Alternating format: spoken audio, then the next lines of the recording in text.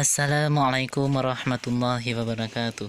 Kami dari kelompok 2 ingin menjelaskan tentang biografi Umar bin Khattab. Selamat menyaksikan. Umar bin Khattab lahir pada tahun 4 sebelum Hijriah di kota Mekah. Ayah beliau adalah Nufail bin Abdul Uzza dari suku Bani Adi. Ibunya yaitu Hantamah binti Hashim bin Al-Mughirah. Dia itu sangat pemberani, kuat pendirian, dan pembela Nabi Sallallahu Alaihi Wasallam. Umar bin Khattab adalah salah satu sahabat yang sebelum masuk Islam sangat memusuhi Nabi Sallallahu Alaihi Wasallam. Ketika Umar bin Khattab hendak menyerang Said suami Fatimah, tetapi dia mendapati Fatimah yang sedang membuka ayat Al-Quran. Hatinya bergetar, kemudian meminta lembaran-lembaran ayat Al-Quran dan segera mencari Nabi Sallallahu Alaihi Wasallam untuk menyatakan masuk Islam. Umar bin Khattab telah resmi masuk Islam. Segera setelah itu Umar bin Khattab dengan lantang menyebarkan berita ke seluruh kota Mekah. Dengan keislaman Umar bin Khattab mempunyai pengaruh yaitu satu, semangat dan keberanian umat Islam dalam berdakwah. Kedua, umat Islam tidak takut menampakkan keislamannya di depan umum. Ketiga, Islam semakin kokoh kuat, setidaknya terlindung dari gangguan kaum Quraisy. Ibnu Mas'ud menyatakan bahwa masuk Umar ke dalam Islam merupakan pembukaan. Hijrahnya merupakan suatu kemenangan dan kepemimpinannya. Periode Madinah, kiprah Umar bin Khattab yaitu satu, tidak pernah ketinggalan dalam setiap peperangan besar. Kedua, berani mengutarakan pendapat kepada Nabi SAW sementara para sahabat yang lain tidak berani. Dengan masuknya Umar bin Khattab ini Allah Subhanahu wa taala menurunkan wahyu surat At-Taubah ayat 84 yang artinya, dan janganlah kamu sekali-kali menyembahyangkan jenazah seorang yang mati di antara mereka, dan jangan kamu berdiri mendoakan di kuburnya. Sesungguhnya dia telah kafir kepada Allah dan Rasulnya, dan mereka mati dalam keadaan fisik. Yang ketiga yaitu meminta kepada Nabi Sallallahu Alaihi Wasallam agar umat Islam tidak bermabuk-mabukan dan berminuman arak. Usulan Umar itu disambut dengan turunnya wahyu surat Al-Maidah ayat 3 yaitu yang artinya, hai orang-orang yang beriman, sesungguhnya meminum khamar, berjudi, berkorban untuk berhala, mengundi nasib dengan panah adalah termasuk perbuatan syaitan. Maka jauhilah perbuatan-perbuatan itu agar kamu mendapat keberuntungan. Masa Khalifah Umar bin Khattab termasuk salah satu pemeluk Islam permulaan karena beliau memeluk Islam ketika periode Mekah. Musuh Islam yang paling disegani oleh umat Islam selain Umar bin Khattab atau Abu Jahal, keduanya adalah tokoh Quraisy yang sangat berpengaruh, pemberani, dan ahli perang. Maka Nabi SAW berdoa agar salah satu dan mereka diberi hidayah untuk masuk Islam. Doanya dikabulkan dan memilihkan Umar bin Khattab. Umat Islam yang sebelumnya sembunyi-sembunyi dan takut untuk menyebarkan Islam, kini semakin berani berdakwah secara terbuka. Ketika umat Islam berhijrah secara sembunyi, Umar bin Khattab melakukannya secara terang-terangan. Orang kafir Quraisy takut tidak ada yang menghalanginya karena Umar mengucapkan kalimat yang sangat terkenal, yaitu, hei, dengarkanlah, aku akan hijrah meninggalkan kota Mekah. Maka barang siapa yang ingin anaknya menjadi anak yatim atau istrinya menjadi janda, cegahlah kepergian saya. Itulah katanya. Umar adalah sosok yang tegas dan berpendirian kuat. Nabi Sallallahu Alaihi Wasallam memberinya gelar Al-Faruq, artinya pemisah atau pembeda. Maksudnya bahwa Allah menganugrahi padanya suatu sikap yang dapat membedakan yang hak dan batil. Umar bin Khattab ketika menjadi khalifah telah mengukir prestasi gemilang, yaitu yang pertama memperluas wilayah, yang kedua menata administrasi dan keuangan pemerintahan, yang ketiga penetapan kalender Hijriah. Kalau yang memperluas wilayah, yang pertama itu keberhasilan menguasai Suriah merupakan tonggak kemajuan perekonomian Islam karena ketika itu pusat perdagangan yang sangat penting berada di Suriah. Pusat-pusat kota perdagangan di Suriah dikuasai oleh bangsa Romawi Timur Bizantium, antara lain Damaskus, Yordania, Yerusalem, Hims, dan Antioquia. Kota Damaskus telah dikepung oleh pasukan Muslim di bawah pimpinan Khalid bin Walid. Sejak masa pemerintahan Khalifah Abu Bakar Ash-Shiddiq, pasukan Islam dipimpin oleh Khalid bin Walid. Penduduk kota itu tetap bertahan di dalam benteng dan berharap agar ada bantuan Heraklius dari Hims.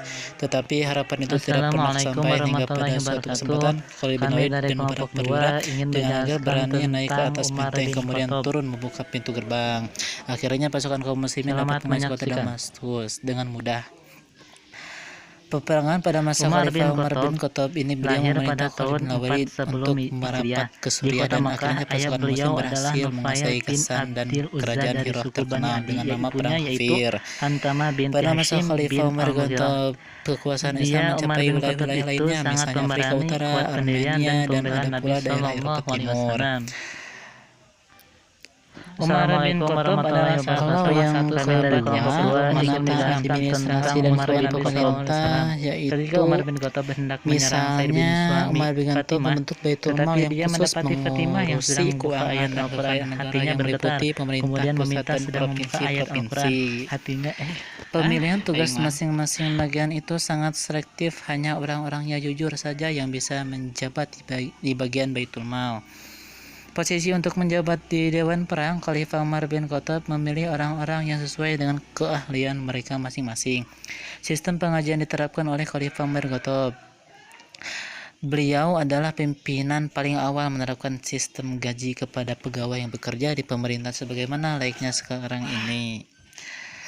Khalifah Umar bin Khattab mengajarkan untuk kesejahteraan rakyatnya dalam bentuk santunan kepada mereka yang disesuaikan dengan lamanya masuk Islam. Yang ketiga yaitu penetapan kalender Hijriyah. Khalifah Umar bin Khattab menetapkan sistem kalender Hijriyah sebelum masyarakat menggunakan sistem kalender Hijriyah. Sebelum menggunakan sistem kalender Masehi yang banyak digunakan orang-orang non-muslim.